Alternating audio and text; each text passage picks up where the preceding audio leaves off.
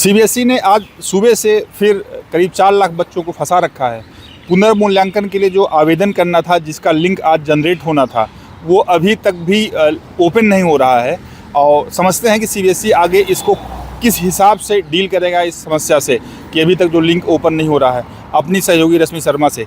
रश्मि, अभी भी लिंक नहीं खुला हुआ है। जी, सुबह से आज बोर्ड ने जो है पहले 29 तारीख को एक तारीख दी थी कि 1 जून से जो है प्रोसेस को शुरू कर दिया जाएगा, जिसमें इवैल्यूएशन बच्चा करा सकता है जो उन्हें उत्तर पुस्तिका मिली हैं। क्या टाइम भी दिया था, नहीं दिया था? नहीं, उसमें उन्होंने कोई टाइम नहीं दिया था। उसमें ये कह दिया गया था कि 1 जून से जो है शुरू हो जाएगा। लेकिन बच्चों की जो कंप्लेंट्स आनी शुरू हुई है, तकरीबन 2 बज रहे हैं, लेकिन बच्चों को ये है कि अभी तक वो लिंक उन्हें नहीं मिल रहा है। वो पहले की तरह साइट के ऊपर यही मेंशन किया जा रहा है कि अभी साइट चल नहीं रही है और ये जल्दी एक्टिव हो जाएगी।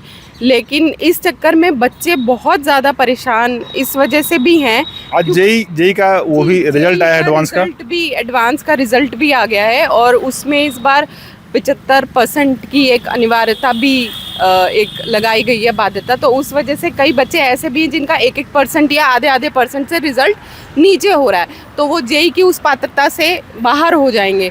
और अब जब तक इवैल्यूएशन नहीं होगा तब तक वो किसी भी चीज़ के लिए आगे नहीं बढ़ सकते हैं। तो इस कन्फ्यूजन ने बच्चों के लिए बहुत बड़ी, बच्चों के लिए नहीं, उनके पेरेंट्स के लिए भी बहुत बड़ी समस्या खड़ी कर दी है। और बाहर के राज्यों में कुछ चीज़ें स्टूडेंट तलाश रहे हैं कि एटलीस्ट हमारा साल किसी तरीके से बच जाए, लेकिन फिर वहीं घूम फिर कर उनके 12th के मार्क्स उनको परेशान कर रहे हैं। और उससे भी जो सीबीएसई ने कमिट किया हुआ था कि हम आज 1 जून से इसको ओपन कर देंगे, वो लिंक ही ओपन नहीं हो रहा है। नहीं, लिंक ओपन नहीं हो रहा है और सीबीएसई से कांटेक्ट करने की भी कोशिश की, लेकिन पिछले कुछ दिनों की तरह जिस तरह के सीबीएसई की तरफ से कोई कनेक्शन हो ही नहीं पा रहा है। वो लोग बात करने से बच रहे हैं और अगर उन्हें कोई कम्युनिकेशन करना होता है तो वो अपने ट्विटर हैंडल पे या प्रेस रिलीज़ के माध्यम से ही एक तरह से संवाद जो है मीडिया से कर रहे हैं। तो इसलिए जानकारी कुछ नहीं आ रही है कि कब से शुरू होगा, किस टाइम पे एक्टिव हो जाएगा, बच्चे कब से आवेदन कर सकेंगे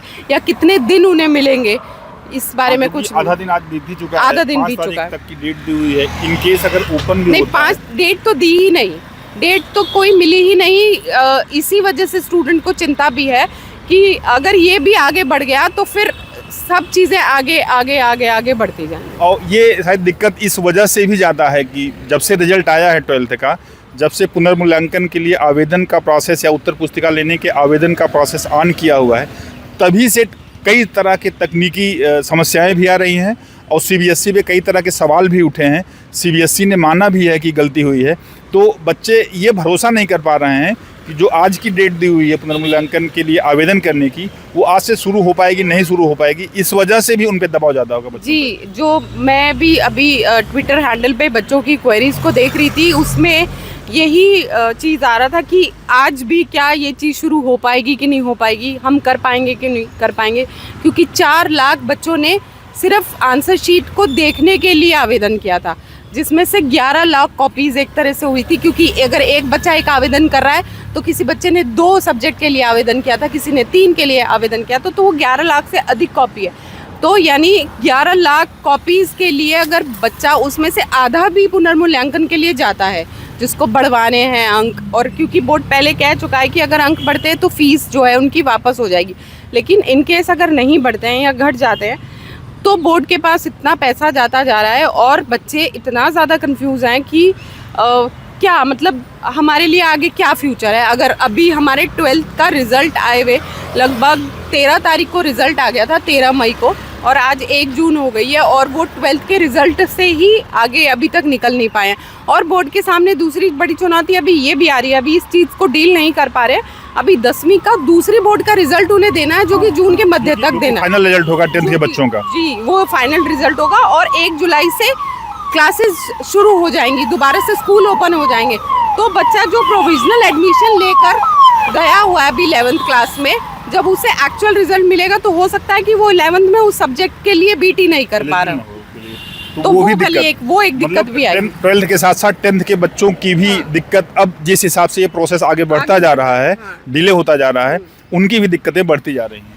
थोड़ी राहत इसलिए है क्योंकि बोर्ड ने जो टाइम एक टेंटेटिव दिया था 10th के रिजल्ट के, वो जून के मध्य तक का दिया था।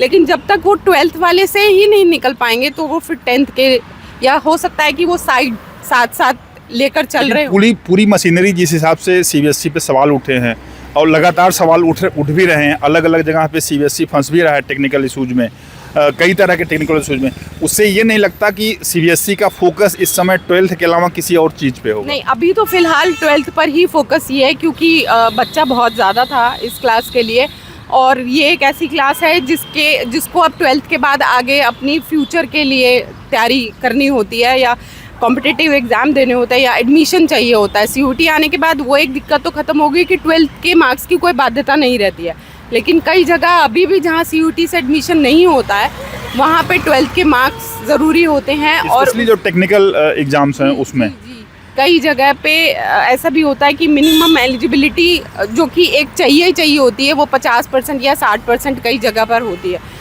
तो अगर वो भी बच्चा ये सोच रहा है कि मान लीजिए किसी के 55 या 56% है और 60% कहीं पे एलिजिबिलिटी है, तो उसको ये है कि वो किसी तरह से 4% शायद पुनर्मूल्यांकन, और चूंकि जिस तरीके से कॉपी चेक हुई हैं और नंबरों की मिसमैचिंग हुई है, किसी को ज़्यादा मिले हैं किसी को कम मिले हैं, और स्टेप मार्किंग नहीं हुई, ग्रेस मार्क नहीं मिले हैं, तो बच्चों को बहुत ज़्यादा वो है कि हमारा एडमिशन कहाँ होगा, कैसे होगा और क्या होगा।